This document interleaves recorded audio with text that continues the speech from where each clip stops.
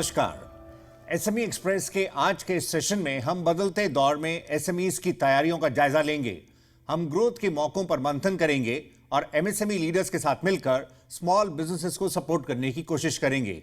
हमें अहमदाबाद, सूरत और पुणे से खास मेहमान ज्वाइन कर रहे हैं। Nattu bhai Patel, past president, Gujarat chamber of commerce and industry, GCCI। Himanshu Hasmukh bhai Borawala, president, southern Gujarat chamber of commerce and industry, SGCCI। और Prashant Girbani, director general, Maratha chamber of commerce, industries and agriculture, MCCIA। आप सभी का शुक्रिया एसएमई एक्सप्रेस में हमें ज्वाइन करने के लिए। Thank you. नट्टू भाई, शुरुआत आपसे। डिजिटल ट्रांसफॉर्मेशन के इस दौर में जब सब कुछ तेजी से बदल रहा है, तो आपके रीजन में एमएसएमईज इस राह पर कैसे आगे बढ़ रहे हैं? एमएसएमई आपको पता है कि इकोनॉमी की बैकबोन तो है ही, और हमारा देश का जो जीडीपी है उसमें 30% कंट्रीब्यूशन एमएसएमई का है। पर्टिकुलरली एक्सपोर्ट में उसका कंट्रीब्यूशन 48% है। सिमिलर वे एमएसएमई जो एम्प्लॉयमेंट जनरेशन करती है वो बहुत अच्छी तरह से, काफी मात्रा में एम्प्लॉयमेंट जनरेशन होता है एमएसएमई से, और इसकी वजह से गवर्नमेंट एमएसएमई को बढ़ाने के लिए, एमएसएमई को सपोर्ट करने के लिए कई तरीके के प्रोग्राम लेके आती है। सेंट्रल गवर्नमेंट और state government, every state government उसको बढ़ावा देने के लिए, उसकी सुविधा के लिए जो भी प्रेजेंटेशन चैम्बर से होता है उस पे पूरा गौर किया जाता है और उसको डिस्कस किया जाता है। कंसल्टेशन करने के बाद जो भी उस चैम्बर्स होती है उसके साथ कंसल्टेशन करने के लिए वो लोग मीटिंग बुलाते हैं और अच्छी तरह उसका डिस्कशन होता है। तो MSME being a prime sector for the Indian government, they gives all the weightage to the MSME, ऐसा मेरा मानना है। और गुजरात में तो एमएसएमई का सेगमेंट को इतना सपोर्ट करने के लिए गवर्नमेंट इज ट्राइंग कि उसको subsidy is the one thing, cash subsidy, but electricity में उसकी कॉस्ट, एनर्जी कॉस्ट कम हुए, उसके लिए क्या किया जाए। जिस तरह आज के लिए आप डिजिटल के लिए जो बात कर रहे हैं, तो डिजिटलाइजेशन कैसे बढ़ावा दिया जाए, तो उसके लिए काफी सपोर्ट, काफी प्रोग्राम गवर्नमेंट ऑफ गुजरात कर रही है, ऐसा मेरा मानना है। हिमांशु जी, सूरत में बड़ी संख्या में एमएसएमईज मौजूद हैं। इस बदलते एनवायरनमेंट में माइक्रो उद्यमियों को कैसे सपोर्ट की उम्मीद है? आपको कैसा फीडबैक मिल रहा है? जैसे नतू भाई ने बताया, आज जो एमएसएमई की जीडीपी में जो है ऑलमोस्ट 33% है। अपना देखने जाए तो यूएसए में 55%, चाइना में 65%, फ्रांस, यूके में 60% है। एंड इट इज एक्सपेक्टेड कि 2040 तक एमएसएमई का जो जीडीपी में कंट्रीब्यूशन होगा तो 50 से 55% होगा। आज एमएसएमई को भी डिजिटलाइजेशन की ओर जाना है। पहले जब डीमोनेटाइजेशन हुआ था उसके बाद थोड़ी सी तकलीफ आई थी, लेकिन डिजिटल इंडिया के माध्यम से आज सूरत और साउथ गुजरात में जितने भी एमएसएमईज है, they all are getting connected with digital media, digital economy day by day. दूसरा, गुजरात गवर्नमेंट ने इस साल जो आत्मनिर्भर पॉलिसी में आईटी को बहुत ज़्यादा प्रावधान दिया है, अच्छी सब्सिडी दी है, तो उससे भी एमएसएमई की, यहाँ की जो एमएसएमई इंडस्ट्री है उसको बढ़ावा मिलेगा। दूसरा, जो आज का कंज्यूमर है वो बहुत स्मार्ट हो गया है, उसको क्विक रिस्पांस चाहिए, क्विक डिलीवरी चाहिए, सब कुछ तुरंत चाहिए। तो वो भी एक एमएसएमई के लिए अच्छा है कि अगर एमएसएमई इस प्लेटफॉर्म से जुड़ते हैं तो उनका भी जो टर्नओवर है, अगर एक एमएसएमई की बात करते हैं, अगर वो कैश में ट्रांजैक्शन करता है या चेक से करता है तो उसका टर्नओवर होने में 3-4 दिन लग जाता है। लेकिन अगर वही डिजिटल ट्रांसफॉर्मेशन में होता है तो उसको पेमेंट भी तुरंत मिल जाता है, पेमेंट दे भी देता है, तो उनका टर्नओवर भी बढ़ सकता है। तो इस तरह से एमएसएमई को डिजिटल ट्रांसफॉर्मेशन में जाना चाहिए। प्रशांत जी, आपका एसएमईज के लिए क्या मैसेज होगा? फ्यूचर रेडी ऑर्गेनाइजेशंस बनने के लिए वो कैसे कदम बढ़ाएं? जरूर सौरभ जी, ये बहुत इंपॉर्टेंट टॉपिक है। देखिए, पहले तो देखते हैं हमारे देश की तरफ। लगभग 3 करोड़ एमएसएमई जो हैं 10 करोड़ में से, वो किसी ना किसी तरह का डिजिटल पेमेंट, यूपीआई पेमेंट कर पा रहे हैं। अब 2 करोड़ एमएसएमई 10 करोड़ में से ऐसे हैं जो किसी ना किसी प्लेटफॉर्म पर है, या तो उनका वेबसाइट है या तो सोशल मीडिया पर है। पर मात्र 50 या 60 लाख एमएसएमईज ऐसे हैं जो डिजिटल ट्रांजैक्शन कर पा रहे हैं, डिजिटल बाइंग या सेलिंग कर पा रहे हैं, यानी सिर्फ 5% एमएसएमईज हैं। अब इसकी वजह से हो क्या रहा है, एमएसएमईज का B2B कंट्रीब्यूशन जो है पूरे देश का इंडस्ट्री और एमएसएमईज का सिर्फ 1.5% है हमारी इकोनॉमी में। अब कंपेयर करिएगा यूके, यूएसए, चाइना के साथ, उनका 20-25% है। तो हमारे लिए ग्रोथ बहुत ज्यादा होने वाली है डिजिटल बाइंग और सेलिंग की over the next 7 to 10 years. अब क्या करना चाहिए, 3 अलग अलग चीजें कर सकते हैं एमएसएमईज। सबसे पहले तो आपको जो प्रोक्योरमेंट करनी है, आपको जो रॉ मटेरियल खरीदना है, वो ज्यादा पोर्टल्स पर जाकर आप चेक करिएगा। आपको सही क्वालिटी जिसमें फीडबैक है बाकी एमएसएमईज का, वो सस्ते दाम में मिलने में मदद होगी। दूसरी बात, आपको जो सेलिंग करनी है तो वो भी डिजिटल प्लेटफॉर्म पे करने की कोशिश करिएगा।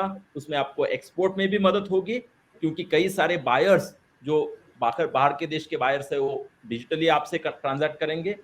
और अगर आप गवर्नमेंट से ट्रांजैक्ट करते हो तो GEM government e market place, उस प्लेटफॉर्म का यूज करिए। और देखिएगा, आप एमएसएमई हो, अगर आपको सेलिंग करनी है, डिजिटल आपको अपनाना है, क्योंकि इस साल $3 बिलियन का डिजिटल ट्रांजैक्शन सोशल मार्केटिंग से हो रहा है, सोशल कॉमर्स में हो रहा है। 2030 में यानी 7 साल में वो 30 गुना बढ़कर $90 बिलियन का होने वाला है, सिर्फ एमएसएमईज के लिए। तो अगर आप एमएसएमई हैं तो जरूर इसमें पार्टिसिपेट करिएगा। और ये 30 गुना जो ग्रोथ होने वाली है सोशल कॉमर्स की, सोशल मीडिया के थ्रू कॉमर्स की, यानी फेसबुक, लिंक्डइन, ट्विटर, व्हाटनॉट, तो आप उसमें पार्टिसिपेट करिए। आइए आगे बढ़ते हैं। हिमांशु जी, आपने ओपनिंग कमेंट में डीमोनेटाइजेशन का जिक्र किया था। अब ये जो 2000 के नोट विड्रॉ किए गए हैं, आपको कारोबारियों से किस तरह का इस समय फीडबैक इसको लेकर मिल रहा है, और क्या आगे चलते हुए नॉन कैश ट्रांजैक्शंस और बढ़ने की उम्मीद है? प्रैक्टिकली देखने जावे तो बिजनेस पर्सपेक्टिव थी there will be no event, I mean इससे कोई फर्क नहीं पड़ने वाला है, क्योंकि 2000 की जो कैश नोट है it was not anywhere in the B2B section. आज सूरत और साउथ गुजरात जो है वो एमएसएमई का सबसे बड़ा B2B सेगमेंट है, और यहाँ पे जो अलग अलग यूपीआई सिस्टम्स है या ई पेमेंट्स है, NEFT है, RTGS है, it is already in the business. 80 to 90% जो अभी बिजनेस हो रहा है वो already it is all done by with all this payment gateways. तो जो 2000 की नोट अभी जो गवर्नमेंट ने उसको विड्रॉ की है, प्रैक्टिकली देखने जाएंगे तो there will be no impact on the business of here in Surat और साउथ गुजरात। नट्टू भाई, डिजिटल पेमेंट्स को लेकर किस तरह के ट्रेंड्स हैं, आप क्या शेयर करना चाहेंगे? डिजिटल पेमेंट्स में तो बहुत स्पीडअप हो रहा है सर। जब RTGS से आप मैं पहले मैन्युफैक्चरिंग साइड को बोलूँ तो मैन्युफैक्चरिंग साइड में से तो more than 90% of transactions are taking place by RTGS और बाय अदर रूट्स। एंड दूसरा, जो रिटेलर है वो लोग भी डिजिटल ट्रांजेक्शन कर रहे हैं। छोटे छोटे ट्रेडर भी पेमेंट ट्रांजेक्शन पूरा डिजिटलाइज ही होता है, और वो जो नहीं करते हैं वो लोगों का ग्रोथ नहीं होता है। आप देखो तो डिजिटल से जो ग्रोथ की स्पीड है, मैन्युफैक्चरिंग सेगमेंट है तो उसकी स्पीड भी काफी बढ़ गई है, not only into the finance transaction. मैं तो एक चीज और ऐड करना चाहता हूँ, हम जो डिजिटल से डेटा माइनिंग करते हैं, समझो हमारी सेगमेंट केमिकल है या इंजीनियरिंग है, तो वर्ल्ड में क्या लेटेस्ट थिंग क्या हो रही है, तो वो जानने के लिए भी जो डेटा माइनिंग होता है उसका यूज तो हम डिजिटलाइजेशन से ही करते हैं। तो not only into the finance transaction but in every aspect मेरे को ऑपरेशन को कंट्रोल करना है, लॉजिस्टिक को कंट्रोल करना है। तो ऑपरेशन को कंट्रोल करने के लिए मैं घर पे बैठ के रात को मेरी फैक्ट्री में क्या होता है वो डिजिटल मीडिया से I can watch each and every corner of my factory.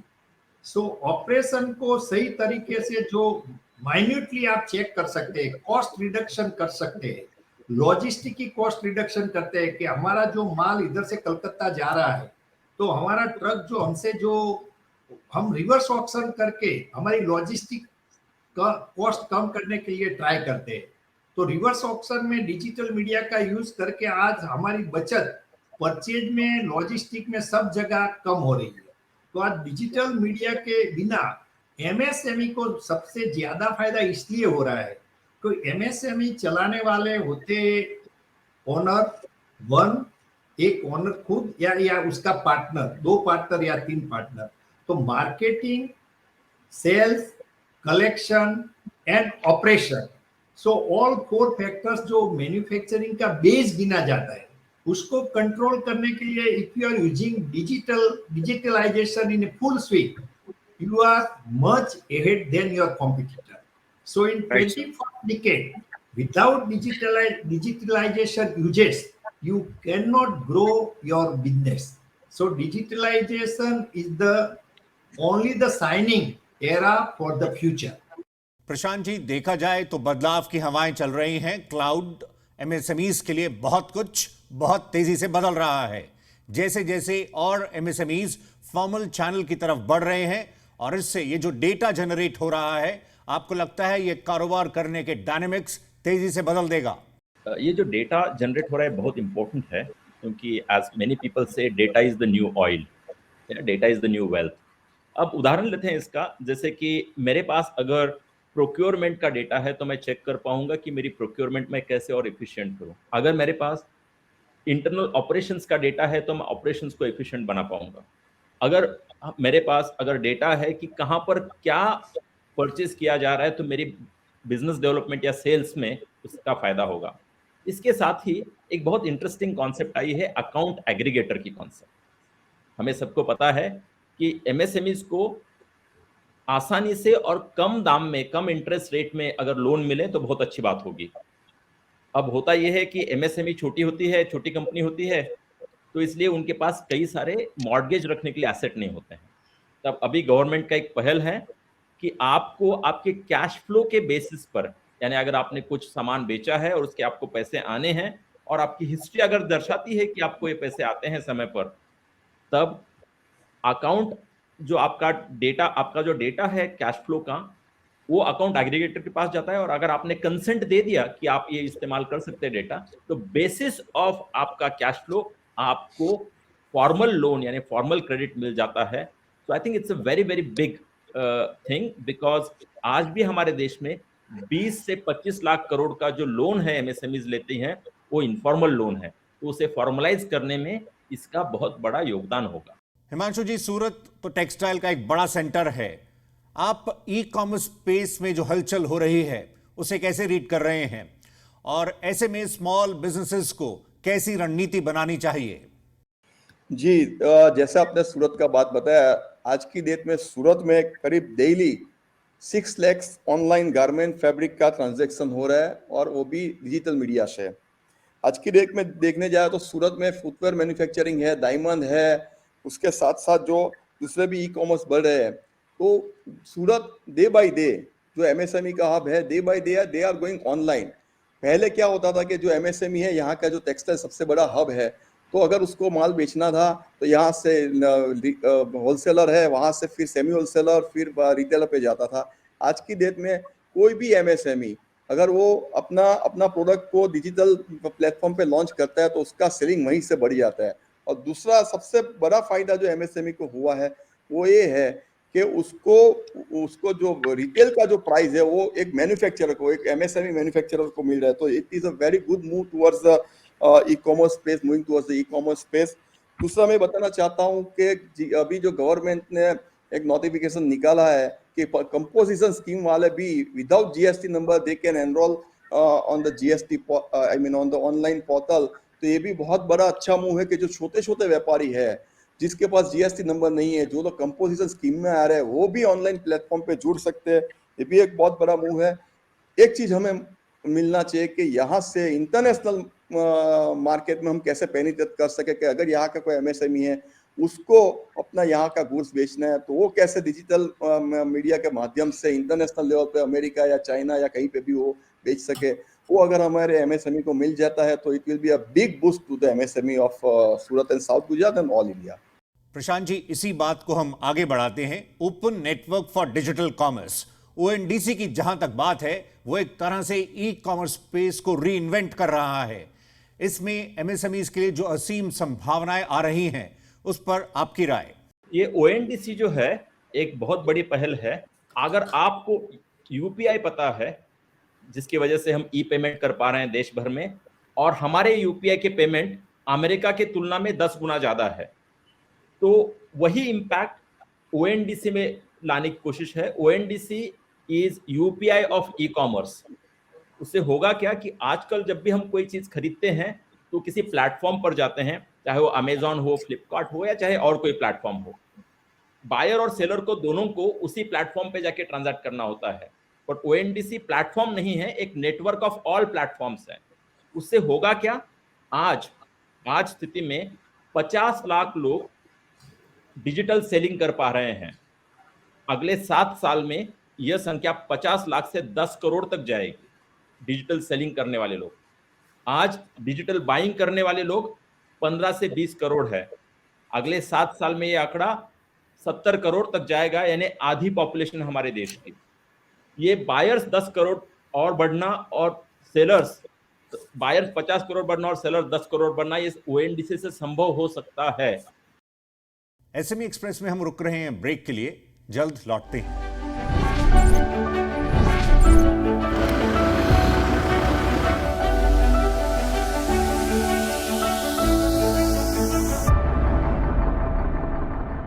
Welcome back. आप देख रहे हैं एसएमई एक्सप्रेस। हमारे साथ अहमदाबाद, सूरत और पुणे से स्पीकर्स मौजूद हैं। आई चर्चा को आगे बढ़ाते हैं। नट्टू भाई, यानी टेक्नोलॉजी एक बड़ा गेम चेंजर है, ऐसे में नए तरह के स्किल्स की भी जरूरत है। क्या इंडस्ट्री को जिस तरह का स्किल सेट चाहिए वो मिल पा रहा है? एक प्रश्न आपने जो पूछा ना, बहुत राइट टाइम पे पूछा है, क्योंकि MSME being a very small people, group of people जो है बिजनेस चलाते हैं। एक आदमी होता है, जैसे मैंने पहले बोला, या 2 पार्टनर्स होते हैं, तो उसके पास जो स्टाफ होता है, उसकी जो स्किल है, वो स्किल पूरी डिजिटल मीडिया से एक्वेंटेड नहीं होती है। उसको समझ के गवर्नमेंट ऑफ गुजरात ने द स्किल यूनिवर्सिटी एक इंस्टीट्यूट किया है। Skill university they have a different kind of courses for supporting the digital media.